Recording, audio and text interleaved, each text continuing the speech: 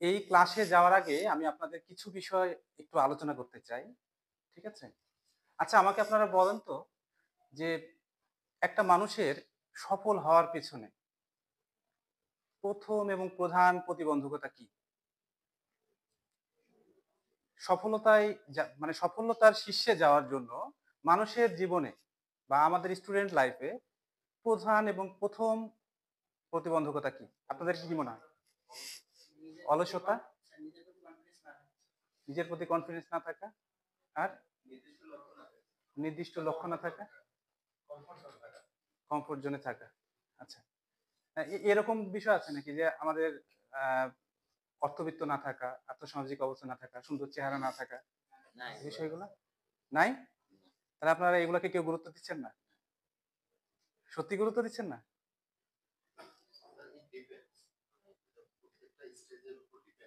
Good. স্টেজের উপর depend করে। আমি মনে করি আমাদের সফলতার শীর্ষে যাওয়ার পেছনে ১ম এবং প্রধান বাধাই হচ্ছে আমরা স্বপ্ন দেখতে জানি না। আমরা স্বপ্ন দেখি না। ঠিক আছে? দেখি আমরা স্বপ্ন তো? আপনার ভেতরে যদি স্বপ্ন থাকে, আপনার ভেতরে যদি স্বপ্ন থাকে তাহলে সেই স্বপ্নটাকে পূরণ করার জন্য কিছু কাজ থাকে। সেটার পথে আপনি এগোতে পারবেন। কিন্তু যদি আপনার ভেতরে স্বপ্নই না থাকে, গাধাও তো অনেক খাটে। কিন্তু গাধা কি এত বুদ্ধিমান প্রাণী? বা গাধার কথা কি খুব বেশি মানুষ মনে করে? তাহলে আপনাদের জীবনের লক্ষ্যটাকে আগে নির্ধারণ করতে হবে। অনেকেই করে ফেলেছেন অলরেডি আমি জানি। কিন্তু আপনাদের এই স্টেজটা আমি নিজেও পার করে এসেছি। আমি নিজেও জানি এখনো এই লক্ষ্যটা কি এখনো কেউ নির্ধারণ করেনি। অনেকে আছেন যারা নির্ধারণ করেনি। এরকম কে আছেন? অনেস্টলি বলেন তো যে আমি এখনো আমার জীবনের লক্ষ্যটাকে নির্ধারণ করতে পারিনি। একজন সাহসী মানুষ। একজনই এখন পর্যন্ত জীবনের লক্ষ্যটাকে নির্ধারণ করতে পারেননি। কিন্তু বাকিরা সবাই কি পেরেছেন? কে লক্ষ্য নির্ধারণ করেছেন? হাত তোলেন তো দেখি। তাহলে আগে যারা তুলেছিলেন আর এখন যারা তুলেছেন, হ্যাঁ? এখনো তো দেখলাম যে আগে ধরে নিলাম যে একজন তুলেছে। ঠিক আছে? এখন দেখলাম যে ৮ জন ৯ জন তুলেছেন। তাহলে যারা তোলেননি তারা কি? তারা এখনো কনফিউজ যে আমি আসলে করেছি নাকি করিনি। বিষয়টা তাই তো? তার মানে জীবনে আপনার সফলতার পেছনের যে সবচাইতে প্রতিবন্ধকতা হিসেবে কাজ করবে সেটা হচ্ছে আপনার জীবনের লক্ষ্য নির্ধারণ না করা। কি বললাম বলেন তো? লক্ষ্য নির্ধারণ না করা। তার মানে আমাদের প্রধান এবং ১ম কাজটাই হচ্ছে আমাদের জীবনের লক্ষ্যটাকে নির্ধারণ করতে হবে। আমি আমাকে আর ৫ বছর পরে কোথায় দেখতে চাই, আমি ১০ বছর পরে আমি আমাকে কোথায় দেখতে চাই এবং আল্টিমেট আরো ৩০ বছর পরে আমি আমাকে কোথায় দেখতে চাই। এই জিনিসটা যদি আপনি ফিক্সড এখন না করতে পারেন, তাহলে আপনি অনেক পিছিয়ে যাবেন। এটাই বাস্তবতা। অনেকে এখানে অনেক ভালো, ভালো ইউনিভার্সিটি থেকে অনেক ভালো ডিপার্টমেন্ট থেকে পড়াশোনা করে এসেছেন। কেন এসেছেন?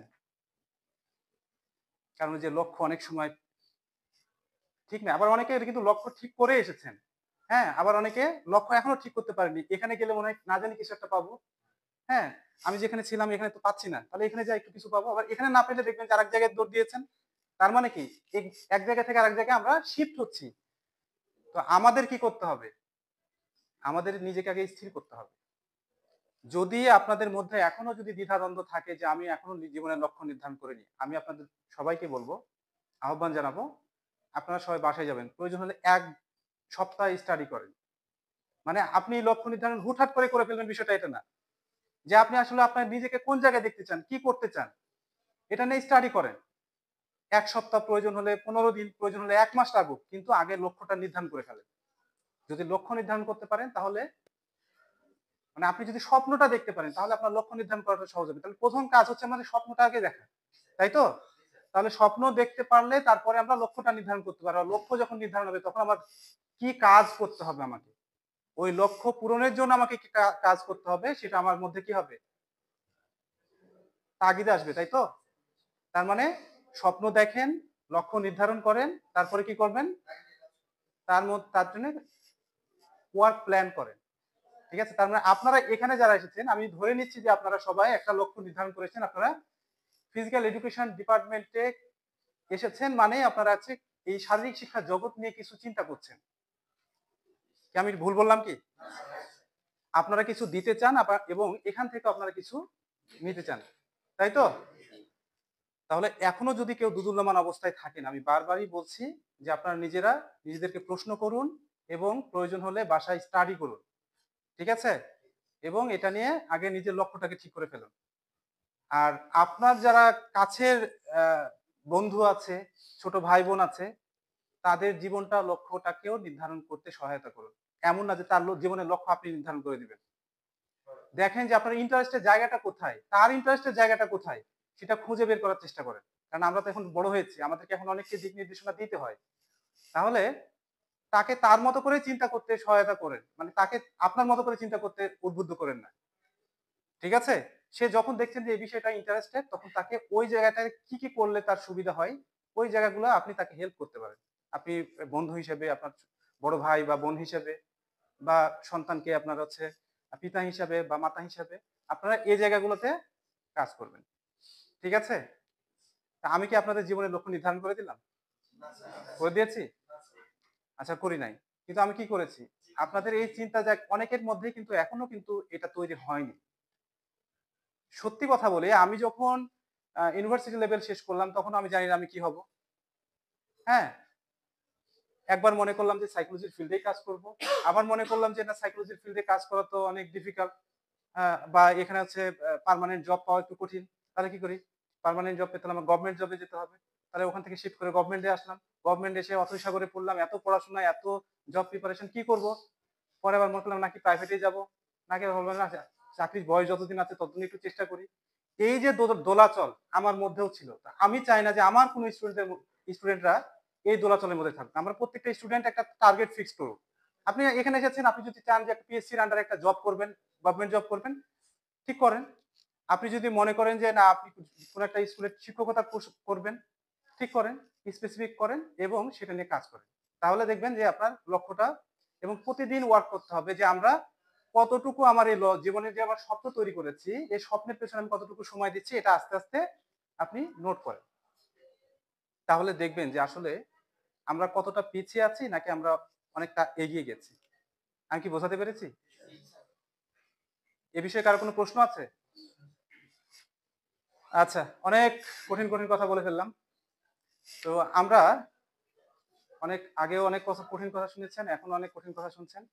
এখন আমরা যেটা করব, আমরা সবাই একটু রিল্যাক্স হয়ে বসবো, একেবারে শরীরটাকে একেবারে রিল্যাক্স করে বসবো সবাই, ঠিক আছে?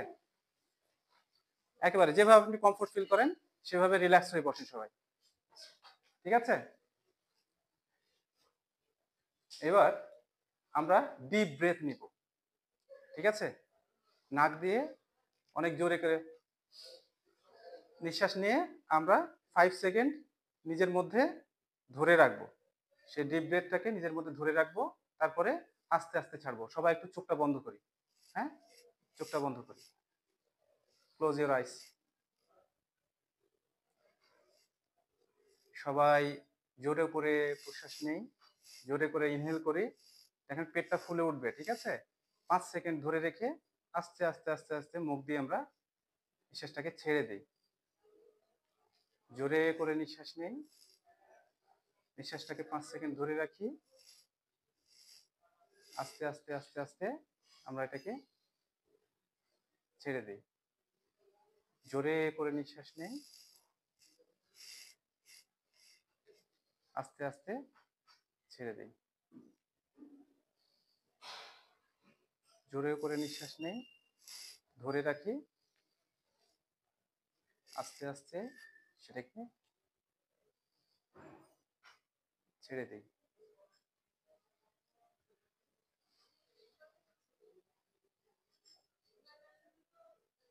ওকে, থ্যাংক ইউ।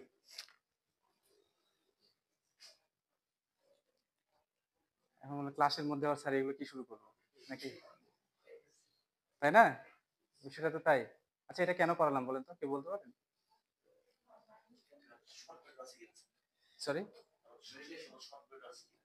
আচ্ছা, মেডিটেশন। আচ্ছা, আর মাইন্ডকে রিল্যাক্স করার জন্য, আর রিফ্রেশমেন্টের জন্য। কিন্তু এটা করলে কেন রিফ্রেশমেন্ট আমার হবে? প্রশ্নটা তো এখানে, এটা করলে কেন রিফ্রেশমেন্ট হবে বলেন, আর কি বলছিলেন যেন? কনসেন্ট্রেটের জন্য। আচ্ছা, আমরা যে যা বলি না কেন, এটা মূলত করা হয় আমাদের শরীরে অক্সিজেন সরবরাহ বৃদ্ধি করার জন্য। আমরা যখন কাজ করি বা যেকোনো বিষয়ে এফোর্ট দেই, তখন আমাদের অনেক শরীরে কি হয়, ল্যাকটিক অ্যাসিডের পরিমাণ বেড়ে যায়। তখন কি হয়, আমাদের ক্লান্তি আসে। মূলত এটা তৈরি হয় মূলত আমাদের অক্সিজেনের স্বল্পতা থেকে। এটা করলে মস্তিষ্কে অক্সিজেনের প্রবাহটা বৃদ্ধি পায়। ঠিক আছে? তখন একটু রিল্যাক্স লাগে।